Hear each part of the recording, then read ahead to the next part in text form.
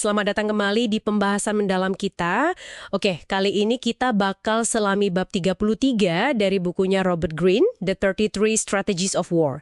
Judulnya Menabur Ketidakpastian dan Kepanikan Melalui Aksi Teror, atau yang Greene sebut strategi reaksi berantai. Ini topik yang lumayan sensitif ya, tapi penting banget buat kita pahami, terutama gimana sih logika strategis di baliknya. Misi kita di sini bukan buat membenarkan, tapi lebih ke membongkar mekanismenya. Gimana teror itu dirancang jadi senjata psikologis buat memicu, yaitu tadi, kekacauan berantai.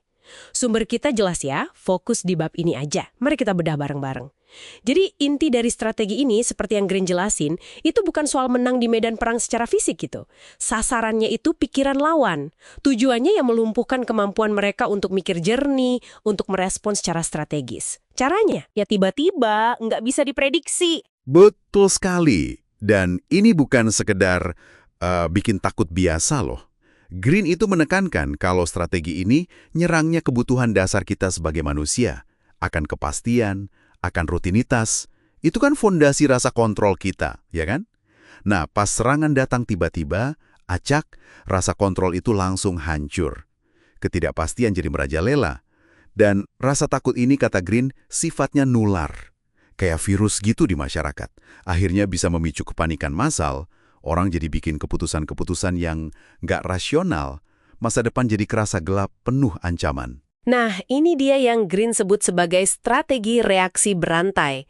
Jadi, aksi awalnya itu bukan akhir cerita, tapi justru jadi pemicu. Pemicu buat apa? Ya buat rentetan reaksi berikutnya. Misalnya, ketakutan mulai nyebar luas. Terus media mungkin ikut memperbesar, ya kan? Amplifikasi besar-besaran. Betul. Pemerintah bisa jadi malah bereaksi berlebihan, bikin kebijakan yang represif. Yang justru bisa jadi bumerang. Malah memecah belah masyarakat, atau malah menciptakan musuh baru lagi. Nah, jadi kayak lingkaran setan gitu ya, yang malah menguntungkan si penyerangnya. Greene kasih contoh sejarah yang kuat banget soal ini. Misalnya kelompok Nizari Ismaili di Persia abad ke-11. Mereka itu dikenal sebagai assassins. Pasukannya nggak besar sama sekali. Tapi mereka pakai pembunuhan yang sangat tertarget ya, sangat rahasia, sasarannya pejabat tinggi Seljuk. Iya, persis. Sangat terarah. Dan dampaknya itu luar biasa ya, meskipun aksinya sporadis, pelakunya cuma sedikit, tapi mereka berhasil nanamin paranoia yang dalam banget di kalangan elit Seljuk waktu itu. Benar. Para pejabat jadi hidup dalam ketakutan. Nebak-nebak terus siapa nih target berikutnya. Jadi terobsesi gitu. Ada kutipan menarik tuh dari penyair Ismaili yang dikutip Greene, bunyinya kira-kira, satu prajurit jalan kaki aja bisa bikin raja gemetar ketakutan, padahal rajanya punya ratusan ribu pasukan berkuda. Nah, itu dia. Itu benar-benar nunjukin kekuatan psikologisnya. Dahsyat ya. Tepat. Ini contoh sempurna dari apa yang disebut perang asimetris. Jadi kelompok kecil, bahkan yang kelihatan lemah, atau mungkin putus asa, itu bisa ngasih dampak psikologis yang nggak sebanding gedenya ke pihak yang jauh lebih kuat. Jadi mereka nggak perlu menang secara militer ya? Nggak perlu sama sekali. Cukup bikin kekacauan aja. Cukup provokasi reaksi berlebihan dari musuh. Dan yang penting, mendominasi pikiran musuh. Mereka jadi kelihatan jauh lebih besar, jauh lebih mengancam dari kenyataan. Kuncinya manipulasi persepsi, berarti. Oke, terus ada contoh lain, Narodnaya Volia di Rusia abad ke-19. Mereka ini kayaknya bawa taktiknya selangkah lebih maju lagi ya, dengan pakai bom. Iya, bom. Senjata yang lebih dramatis, lebih impersonal dibanding pembunuhan satu persatu. Sasarannya juga pejabat, bahkan sampai Tsar Alexander II sendiri kan? Betul. Dan Greene menyebut ini sebagai propaganda perbuatan. Apa tuh maksudnya? Maksudnya gini, aksi kekerasannya itu sendiri yang jadi pesan utamanya. Jadi semacam statement gitu. Tujuannya ada dua. Pertama, jelas, bikin takut dan gak stabil, biar rezim runtuh. Kedua, ini yang penting juga, mancing reaksi keras dari pemerintah. Mereka berharap pemerintah bakal nindas lebih brutal. Biar apa itu? Biar masyarakat marah, terus akhirnya memicu revolusi. Jadi aksi teror mereka itu dirancang buat dapat publisitas dunia, buat maksa perubahan. Ini bagian dari strategi reaksi berantai tadi. Oke, jadi taktik-taktik sejarah ini kayak meletakkan fondasinya ya. Tapi Greene nunjukin gimana dampaknya bisa berlipat-lipat di era modern kita sekarang ini. Era yang serba terhubung ini.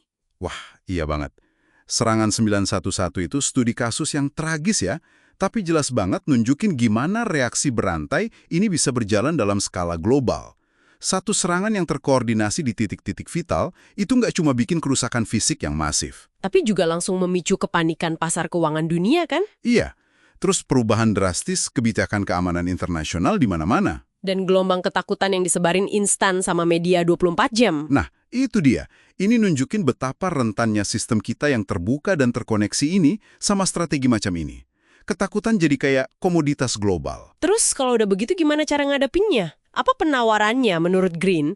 Dia kayaknya nekenin banget soal pentingnya menjaga rasionalitas ya. Publik. Betul, tapi yang paling penting mereka secara sadar itu mengarahkan emosi publik. Jadi bukannya ngebiarin ketakutan liar gitu aja, mereka justru mengubahnya jadi tekad, jadi persatuan, jadi tujuan bersama yang positif. Oh, jadi bukan sekedar nenangin aja ya, tapi lebih ke mengarahkan energi emosional itu ke arah yang konstruktif. Tepat sekali. Mereka nolak narasi perpecahan, karena seringkali itu justru tujuan si penyerang kan. Mereka malah ubah momen serangan itu jadi kesempatan buat memperkuat kohesi sosial. Bukan malah panik atau saling nyalahin. Dan mereka juga hindari jebakan buat balas dendam yang emosional atau dramatis gitu ya. Iya, karena itu justru bisa masuk ke permainannya si teroris. Malah kejebak. Sebaliknya, mereka ajak publik buat mikir strategis, buat tetap tenang. Oke, jadi kalau kita simpulkan nih, strategi teror versi Green ini intinya adalah perang urat syaraf murni ya. Fokusnya sama sekali bukan di kekuatan fisik, tapi lebih ke eksploitasi kelemahan psikologis kita. Menabur ketidakpastian, memanipulasi persepsi, tujuannya yaitu tadi, memicu reaksi berantai yang merusak dari dalam. Nah, ini membawa kita ke satu perenungan nih buat Anda semua yang dengerin. Mengingat sifat strategi ini yang sangat psikologis, sangat asimetris. Gimana ya cara terbaik buat kita sebagai individu dan juga sebagai masyarakat buat bangun ketahanan mental, ketahanan terhadap rasa takut dan ketidakpastian yang coba diciptakannya itu.